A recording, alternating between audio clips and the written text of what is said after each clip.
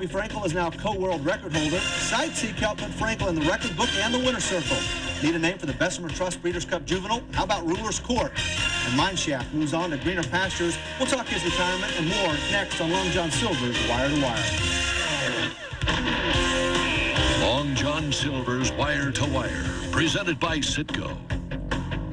Busy weekend at Santa Anita. We'll get to that in just a moment. Welcome to Wire. Jeff Mitters along with Randy Moss. And last week, Bobby Frankel equaled the North American record with 22 Grade 1 wins, going after the world record, trying to tie Aiden O'Brien.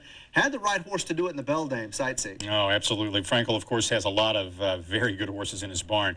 None have been more consistently brilliant than Sightseek on the East Coast, considered the top competitor for the Nextel Breeders' Cup Distaff for Zeri, and got Coco, and she sure looked good Saturday. And they're on. Smoke Frolic and Bird Town break together for the lead. And Sightseek was off in good order, and she's right there in the early mix. They're moving out of the chute and onto the main track now, and Birdtown in front but taken in hand. The early pace is moderate here. On the outside, Smoke and Frolic offering mild pressure in second. Sightseek right up there and behind. Island Fashion under a hard hold on the outside. And then it's By the Sport, followed by Passing Shot. Summer Colony trails the field. The opening quarter went in a tepid 24-2. Birdtown, narrow lead. Smoke and Frolic offering mild pressure on the outside. Second, Island Fashion settles into an easy beat, running along in third. By the Spurt is fourth, and just to her outside, Sightseek running now about 5 lengths from the leaders. Passing Shot still running comfortably. Summer Colony trails the field. There's 5 furlongs to go. The half in 47 4/5 seconds. And Birdtown takes the field into the far turn. Her constant companion is Smoke and Frolic. Island Fashion third, By the Sport fourth. And Jerry Bailey says go with Sightseek now. And they're moving on the outside. Around the far turn, Birdtown short lead. Here comes Sightseek, who rolls up on the outside. Smoke and Frolic is in between those two. By the Sport in with a good chance, just in behind the lead. Island Fashion now fifth. Farther back, Passing Shot and Summer Colony. They're coming to the top of the stretch. Birdtown to be tested by heavily favored Sightseek as the field turns for home. Birdtown, Sightseek heads apart at the top of the lane. The whip is out on Birdtown, and Sightseek now has the lead. And just a little nudge there from Jerry Bailey. And Sightseek's pulling away by 2, by 3. She's going to win all by herself here. Then Birdtown left gasping in her wake, followed by the Sport, Smoke and Frolic. Sightseek wins. Bring on Azeri. 23 Grade 1 wins now for Bobby Frankel in 2003. 4 straight Grade 1s for Sightseek. Frankel has won 13 Grade 1s in New York. Birdtown, pretty tough sophomore. She won the Kentucky Oaks and the Acorn this year. And Frankel thinks that the Distaff may be the best race on the card if all the ladies show up on Breeders' Cup World Thoroughbred Championship Day. Well, just if Azeri chooses to run in the Distaff, and you got Coco, Sightseek, Frankel's other filly, Wild Spirit, now looks probable for the Distaff. What a race that could be. And you saw Bailey, jockey Jerry Bailey, had Sightseek up there close and looked like he may be getting into a bit of a precarious situation, so he just eased Sightseek back. And she has been pretty much a push-button horse against this kind of competition. And she looked in the Beldame about like she looked in the Personal Ensign and most of her other races. She just won it very easily against some horses that are pretty good. Birdtown, as you said, is no slouch. She's been retired after this race. Birdtown will now be bred next year. But look at Sightseek draw off. And she wasn't even at her best. She was coming off a layoff. Her buyer 107, a bit lower than she's been running. Frankel said he figured she'd be a little short. Instead of winning by 6, maybe she'd just win by 3 or so. And you could see she certainly delivered. And now it is on to Santa Anita for Sightseek. Let's take a closer look at Bobby Frankel's record-setting year. He has the Grade 1 record now, and he's rating nicely, trying to get the money record from Wayne Lucas as well. And that's, of course, with the Breeders' Cup still to come. Frankel has a lot of live ammunition for the Breeders' Cup World Thoroughbred Championships. And keep in mind that last year, he finished less than 100,000 behind Lucas's 88 record. Here's what's ahead if you're scoring along at home. Euro Silver is one of the headliners in our first final furlongs. Hawkish scores at Los Alamitos in speed. And we'll pay a visit to Hoosier Park and preview the West Virginia Breeders' Classic.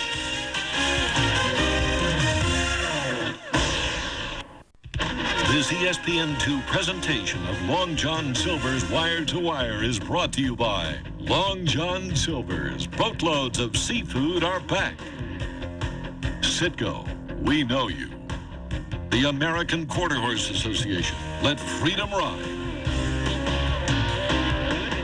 Citgo leaderboard, the ever-changing Breeders' Cup Classic picture powered by Dodge, and the ingredients are there for a pretty good race. Yeah, we divided this up into probables and possibles as best we could right now. Of course, it's very fluid with 3 weeks to go, a little less than 3 weeks until the October 25th Breeders' Cup. Pre-entries are due next Tuesday, and of course, we'll know a lot more than that. And of course, there are a few horses that we would love to see there that are not going to be there. Including that one, the Horse of the Year frontrunner, Mine Shaft, who was officially retired on Friday. He won't run in the Breeders' Cup Classic. He won't play that game. Mine Shaft. A controversy about his retirement. You know, we mentioned last week that co-owner Will Ferrish had said after the Jockey Club Gold Cup that he didn't think Mine Shaft had anything left to prove. Might voluntarily skip the Classic. A lot of controversy over that statement that came out and announced Friday. He's injured. Now he can't run in the Classic. But anyway, for whatever's going on, we won't see Mine Shaft in the Classic, and neither will we see Empire Maker, the winner of the Belmont Stakes. We mentioned last week he was all but retired because of a recurring foot injury, and now they have made that official. It was another giant weekend of racing. So many graded stakes that we couldn't cram them all into 2 final furlongs, so the crack staff whittled it down to just the elite few. The ones that are Breeders' Cup worthy. We're going to show you 16 races in our 2 final furlong segments, beginning with the Classic Division, Friday Night Lights, the Meadowlands Breeders' Cup. Watch the start, number 3, Unforgettable Max, veering in and bothering number 2, Volpone, the defending Breeders' Cup Classic champion. Volpone suffered cuts from the incident. You'll see him struggling in 4th in the stretch as Bowman's Band, jockey Ramon Dominguez, leads Dynaver and Unforgettable Max to the wire. Chalk up another one for the Giant Killer. Trainer Alan Jerkins in his first race with 5-year-old Bowman's Band. Volpone moved up to 3rd by DQ. Now he has 7 straight 2nd or 3rd place finishes, but Volpone expected to go to the Classic along with Dynaver and maybe Bowman's Band. Saturday night at Hoosier Park, unbeaten Grand Ombre, now racing for Godolphin, even money against Wando in the Indiana Derby, but in front, it's Excessive Pleasure at 10-1.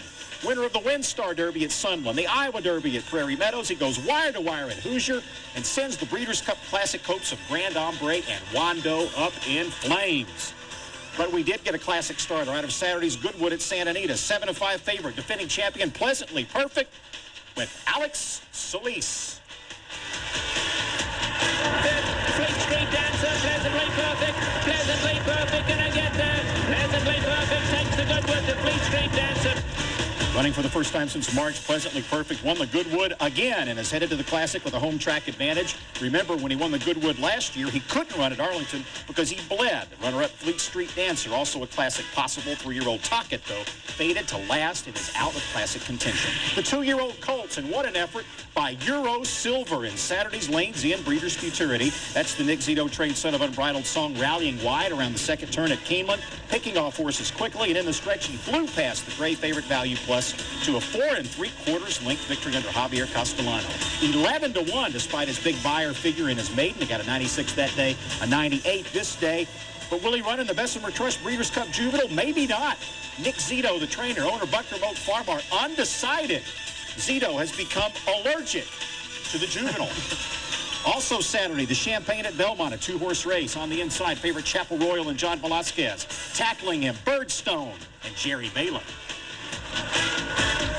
And they're coming down to the finish, and it's going to be Birdstone in the Champagne, winning by 2.5 lengths.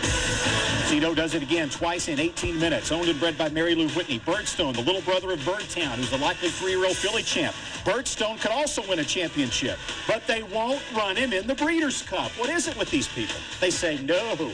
Funny things happen in California. Arnold Schwarzenegger can become governor. We have officially entered Breeders' Cup paralysis. No Birdstone. California says we don't need him. Because look at this. This is Ruler's Court blowing to the lead Sunday in the Norfolk at Santa Anita. The same colt that was whipped decisively in his last 2 starts, except now he has blinkers. He won all by himself by 14 under Solis. Stakes record margin, stakes record time, triple-digit buyer figure. He should be the favorite in the Bessemer Trust Juvenile over Cuvée if they run it. Nowadays, you never know. They may feel like he has nothing left to prove. And what about the 2-year-old fillies? This is the Frizette at Belmont on the inside. Victory USA looked like she had it won. She put away a shadow. Daydreaming going nowhere. But then, the Giant Killer. It's 8-1 Society Selection, trained by Alan Jerkins, ridden by his exercise rider, Ray Ganpath. No fluke, though. Society Selection by Coronado's Quest out of the mare Love That Jazz, who was 2nd in the 96 juvenile fillies. Finally, the Darcy Alcibiades at Keeneland Friday. The favorite Be Gentle set the pace and pulled away under Cornelio Velasquez. And the streak lives on. Trainer Wayne Lucas will take B. Gentle to the Long John Silver's Breeders' Cup Juvenile Fillies, and if she makes it to the gate, it'll give Lucas at least one starter in each of the 20 years of Breeders' Cup racing. No other trainer can claim that. Good job, Arnold. Just a reminder, if you're Thank online, ESPN.com, click on Horse Racing. It's a special Breeders' Cup section. It's the only place you can get ESPN's exclusive online coverage of racing's biggest day. Go to ESPN.com, click on Horse Racing. Now to speed in Los Alamitos, the Grade 1 Pacific Coast Quarter Horse Racing Association Breeders' Futurity. Did I mention that it is a Grade 1? Going 350 yards, they had a tailwind, a fast track. The favorite was Hawkish, ridden by Alex Batista, gunning for his third Futurity win of 2003. And the way they go in the PCQHRA Breeders' Futurity, and another rocket start for Hawkish, who came out running strongly, but Summertime Fly came out running with them as well. Here comes Summertime Fly. Babe on the fly on the extreme outside. Caspalo, as Hawkish is now being asked the question, and the more Alex Batista asks, the more he responds, and Hawkish coming home powerfully. Hawkish is the #1 ranked 2-year-old in American quarter horse racing. He's won 5 of 7 tries this year, 3 Futurities. Now he sets his sight on the rich Los Al Million in December. If he wins, it's a $1 million bonus for completing the Kindergarten, the Ed Burke, and the Los Al Million hat trick.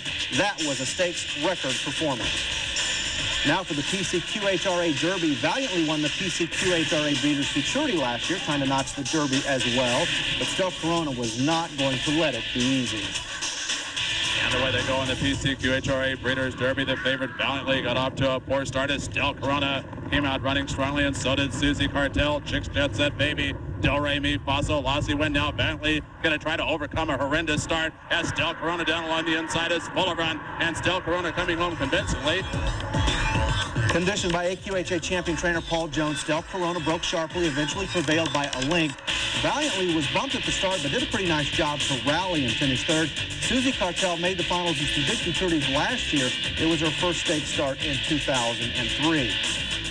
Now we head to the Lone Star Park, and the Dash for Cash Futurity trials had to be nuts, had to be the fastest qualifier after covering 400 yards in a time of 19.843. 6 trials here, the Dash for Cash worth nearly $400,000.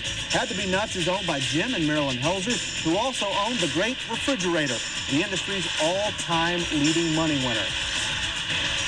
Had to be nuts getting the win there. Trainer Heath Taylor and jockey Gilbert Ortiz also deserve some of the credit. Jack Brooks has the 6th and 10th fastest qualifiers. The final will be held on October 18th. And finally, the Dash for Cash Derby trials. Oak Tree Special won his trial heat by a half length and posted a 95 speed index and the quickest time. Show Me was second, and the second fastest qualifying time as well. He's also owned by Jim Helzer. Actually, that's Snow Me. 5 trials. The final here worth $191,000. This one goes the classic distance of 440 yards. Good weekend for Jim Helzer. He also owns the 2nd and 3rd fastest qualifiers here. Sleepy Gilbert qualified 3, Jack Brooks 2. Everybody will be trying to beat Oak Tree Special on October 17th. For more information on how you can become a racing American quarter horse owner, just call 1-800-414-RIDE. When we come back, Randy, we still have Paris and the Ark. And later, Take Charge Lady tries to keep her perfect record at Keeneland intact. Why don't we ever do any races in Paris? We need to.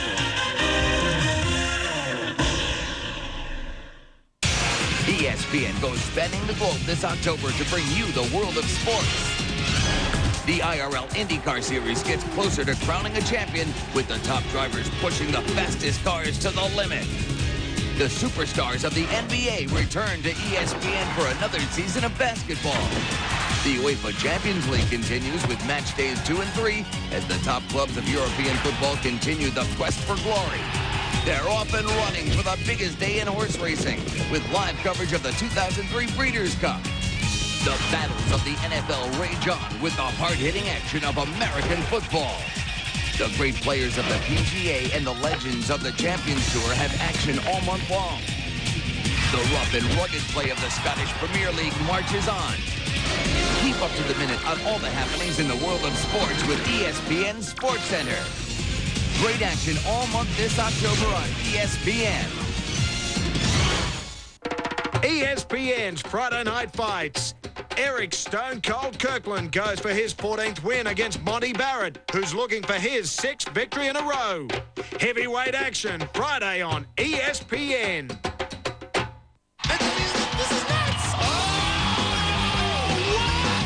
The Aussies showcased in a 2-hour special. Everybody else go home! Go home! Exclusive to pay-per-view. That is just unbelievable! I would hate to be a judge right now. Oh! X Games 9 Plus, the Aussie Look-In. Saturday, October 11, 12 midday. To book, call your service provider.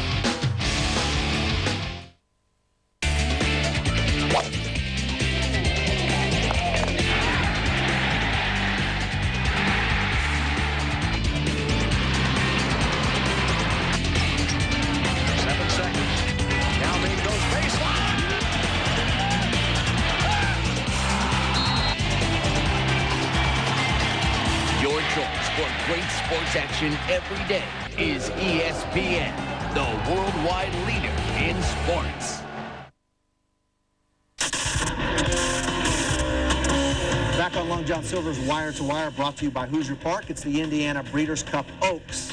And in front and eventually winning, as you can probably tell by the graphic there, that is Awesome Humor, owned by Windstar Farm, trained by Elliott Walden, and pumping away winning jockey Robbie Alvarado.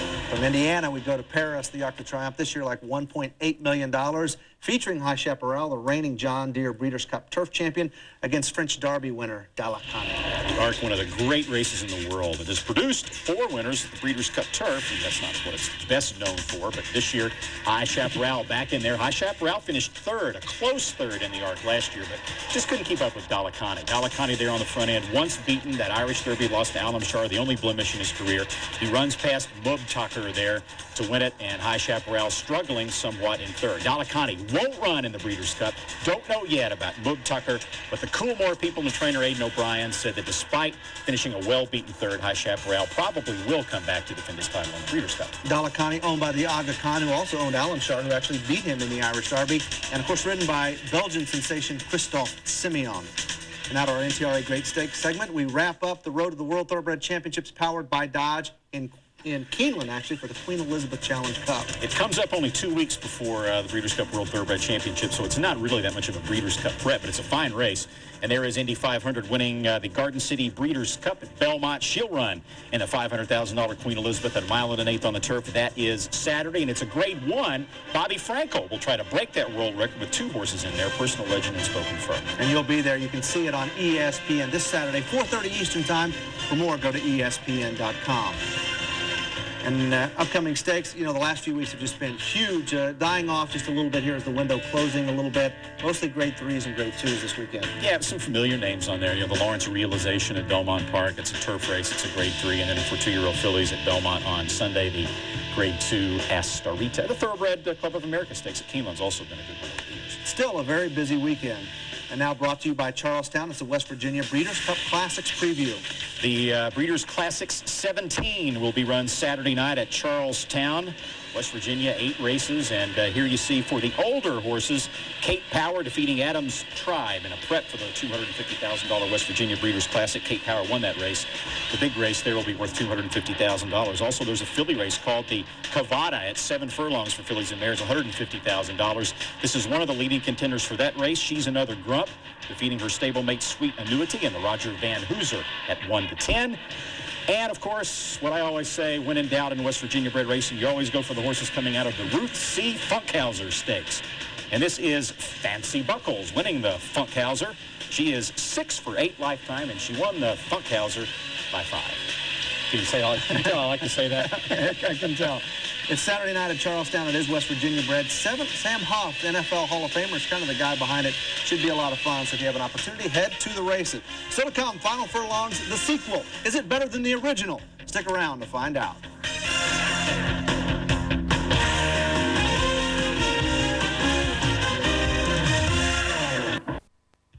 This ESPN2 presentation of Long John Silver's Wire to Wire is brought to you by Long John Silver's. Boatloads of seafood are back.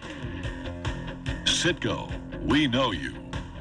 NTRA.com. Play the Breeders' Cup Challenge. You could win great prizes and a shot at becoming the Handicapper of the Year. Register at www.ntra.com today.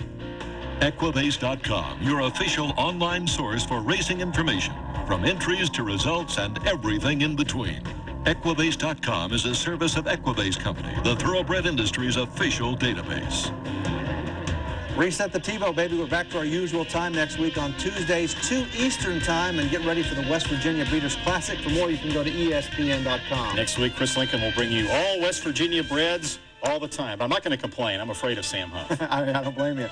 And it's also Thoroughbred Classic time again on ESPN Classic. It's the Breeders' Cup Distaff and the Breeders' Cup Juvenile Fillies on Friday and Saturday. And speaking of the ladies, earlier in the show we saw Sightseek, and there's another gal packing her bags heading west, ready to take on Azeri. Take charge lady who wants to take on Azeri again. I'm sure she does. She hasn't actually said that much, but she was beaten by Azeri in the Apple Blossom by about that much at Oaklawn Park earlier this year, and she prepped for the distaff on Sunday at Keeneland, where she is pretty much invincible in the Overbrook Spinster. That is, take charge lady, taking charge of the Spinster under jockey Edgar Prado. You on the rail.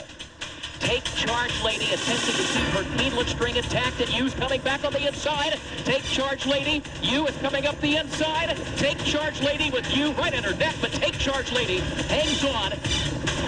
She's headed to the distaff, but you can see she tired noticeably. Trainer Kenny McPeak saying afterwards that maybe he trained her too lightly. But we already know she can run, and she joined Bayakoa Susan's Girl and Born a Star as the only two-time winners of the Spinster. Big weekend for McPeak. He won the Spinster, and he saddled the 2-3 finishers in the Alcibiades. The Sprint Division, 6-furlong Phoenix at Keeneland on Friday. Watch Bostown, the favorite, stumble at the start. He would finish fourth and come out of the race with a chipped ankle that knocked him out of the Breeders' Cup. Meanwhile, Nick Zito did it again. That's the gray Najran in front, leading the field to the wire under Javier Castellano. Ethan Mann finished second. Both Najran and Ethan Mann expected to contest the Breeders' Cup Sprint.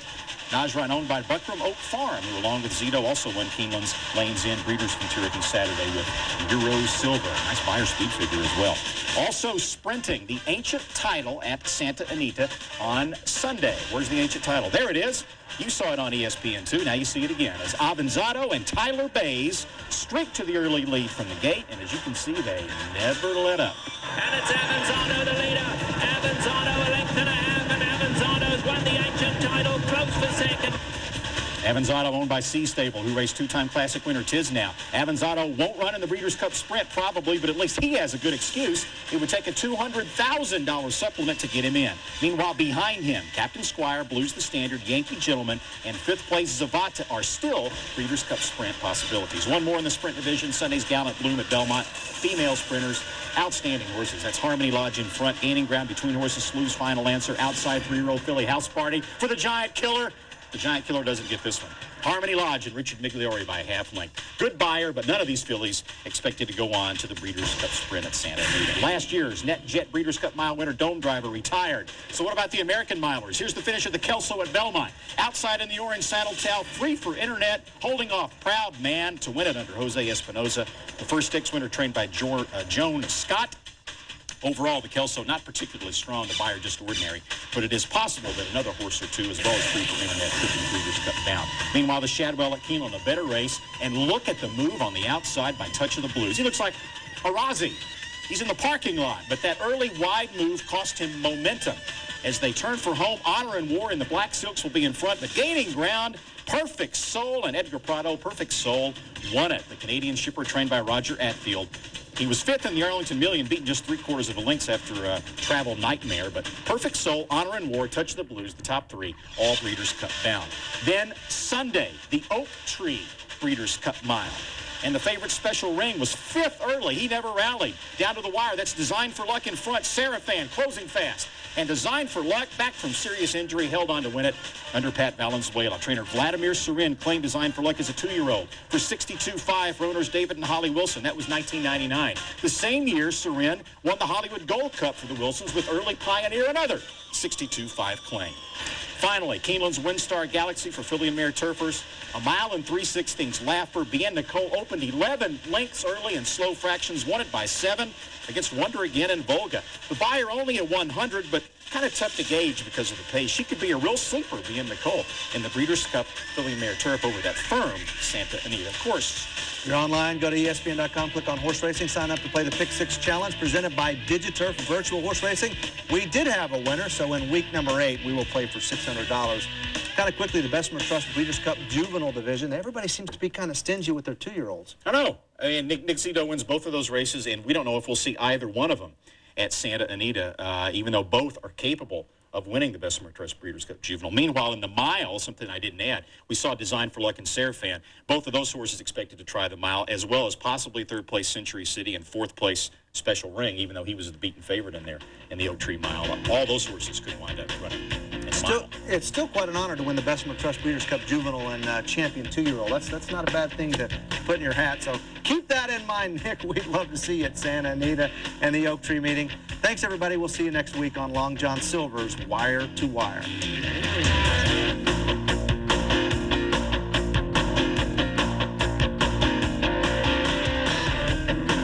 This has been a presentation of ESPN, the worldwide leader in sports. For more, log on to ESPN.com.